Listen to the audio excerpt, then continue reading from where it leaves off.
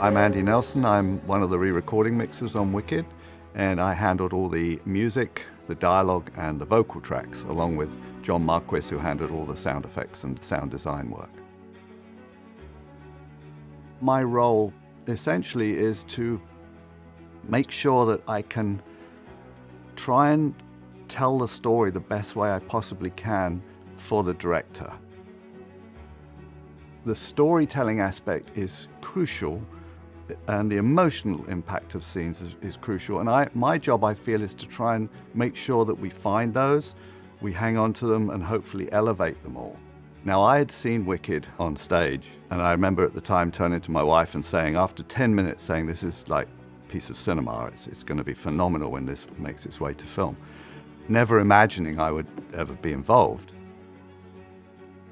When you take a musical from the stage and try and make one movie of it, inevitably the songs are coming at you fairly quickly, but you don't get a lot of time between sometimes. This film, by being in two parts, allowed us to go much more into the depths of those characters. But it also, from a dynamics point of view, from a mix, wasn't sort of one big number after another big number, which can be fatiguing. It allowed those spaces and the natural dynamics of the story to come through. Obviously, putting together a soundtrack like this or a movie like this is a huge team behind the scenes. Every player came with their A game to start with. I'd worked with John Powell, for instance. I knew when he was announced to be doing the score that it would be special, as indeed it is. When I went to London, when the orchestra was going to be recorded for the orchestral portion of the songs, because there were two sets of orchestras, one for John Powell's score and one for the songs, which Stephen Schwartz was obviously very, very involved with. I was so blown away by the sound of this 80, probably just a little over 80-piece orchestra, playing very familiar tunes, but in a completely new way, because the cast album, of course, was using the original pit orchestras, and the size of the orchestra is quite small, of course, in a theatre. Now you've got this sumptuous, huge orchestras just resonating through the building. And I kind of threw all my paperwork away that all the notes I'd made in my head of each song. I just thought, oh, no, forget that. This is a different experience now. This is now incredible cinema sound. And Greg Wells really, he would come onto the dub stage early on and listen to a little piece of all the orchestra and the drums and the basses and then he would go back into his mix room and come up with a slightly different balance, knowing what I was going to have to deal with all the sound effects that were going to come in from John, the power of her vocals, of course, which always had to be right out there. You know, lots been talked about with the live singing, but it's a very important part of this film because you connect to Elphaba and Glinda so brilliantly by the fact that they are mainly singing to us live. If you're dealing just with a pre-recorded vocal, which can be sunk beautifully and perfectly, there's just something in the brain that there's just that very, very slight disconnect that still works, but it's like having a sheet of glass in front of you. You take the glass away and you put the live vocal in and suddenly you connect. That's why the end result is so dynamic with particularly Cynthia singing. Gravity is just like, it's you get a tingle every time you hear that, because she was hanging a long way up on the stage, singing her heart out. It's pretty amazing. I mean, the whole film at this point is leading to Defying Gravity. You know the audience is waiting, they're there, and you know that the very first line, why do you fly off the handle? You know that people are going to react immediately, and indeed they do. But I think it was really interesting how John and Myron paced that out, because you could have just gone straight into it and it would have been over fairly quickly. As brilliantly as it was even better to just sort of say, well, let's introduce a little, let's hold back a little, let's allow these spaces. And again, this comes back to the idea of having the time available by not trying to sort of say, well, we're at the end of a very long picture now that's had every piece of music in the original musical how do we finish this thing up? This allowed it to have a much more sort of organic approach, and the pieces of quiet where she goes over to select the cape, I mean, it's so beautiful.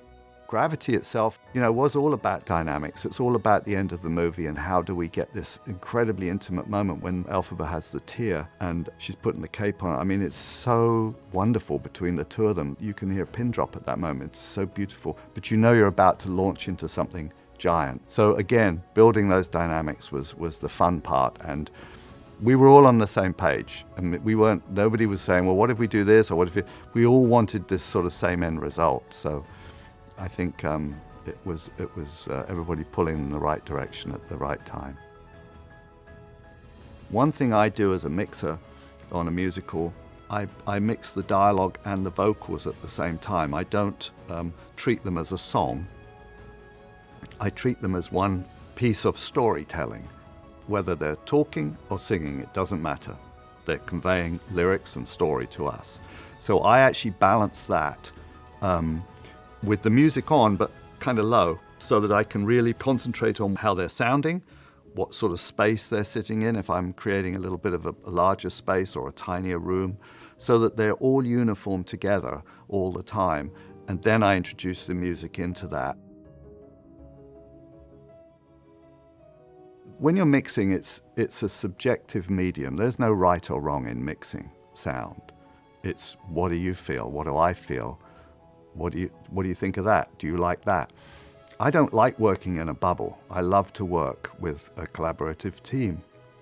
So for me, Nancy Nugent-Title, who was the dialogue supervisor, and John Stuver, who did a lot of the dialogue work with her, every line of dialogue in that film, I would collaborate with them on every single time. It wasn't like, oh, well, I think this is how it should be. We worked together, and that's the beauty of that system. Exactly the same with music, with Jack Dolman and Catherine Wilson doing all the editorial work for music. Same thing, when I would slide over into the music faders and we would start a music pass, I would work 100% collaboratively with them as well. Robin Bainton was hired as the vocal editor / vocal mixer, preparing all these tracks to send to me. Incredible. He would come down and listen to something and I would play something and we would both say, well, what about, do we have to, when he turns there, do we have to use the pre-record because what's the live like? Oh, well, let's listen to the live. Oh, I think we can use that moment of live. This was like the construction kit. It was incredible. If you looked at his Pro Tools, it was insane. So for me, it's about funneling all these incredible creative forces through, sort of under my fingertips, essentially, which is so much fun. It's not a power thing. It's about wanting to just serve them the best that I can, and that's for me. That's the joy of working as a re-recording mixer. When I'm working with somebody on Pro Tools, which is all the time, obviously, whether it's dialogue or music, getting that material to me through the editorial process is incredibly important because they're taking all their individual tracks, phase aligning things, going in and digging out a little bit of noise reduction here and there, sometimes a lot, depending, and then feeding me what they think is the presentation. The beauty of Pro Tools is nothing is committed. So I can just turn to the Pro Tools editor and say, let's have another look at that piece again. We worked on this for close on 3 months of mixing by the time we did all the different versions, IMAX and the near field and all the different mix versions we have to do and all the preparation, the pre-dubbing. About 3 months total, which is a good amount of time, and we used it all. Working with John Chu was amazing. Loved him immediately. I love his passion. I love his sense of story. He's very collaborative, which I really, really appreciate. He himself actually was quite emotional at times, as were we all at different moments in the film, because as things came together, it just sort of all blossomed. There was a sense of everybody pulling together on the same team with this film in a kind of wonderful way that doesn't always happen. Everybody, you could tell everyone's eye was on the prize of making this something special. I remember when I was in the cinema, or even when I was 14 or 15, and the lights would go down, and if there was a piece of music with a beautiful visual, I was completely transported in that moment. And that's what drew me to sound, not any technical aspect of sound or geeking out with tape recorders and things. I mean, it was more about what the connection to the heart. I walked on set and I was like a child because this thing was so big and so gorgeous and so movie-like.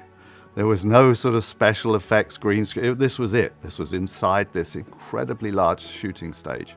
All the main actors were there. And I stood and watched for a day and just was in candy in movie land. You know, it was the best thing ever.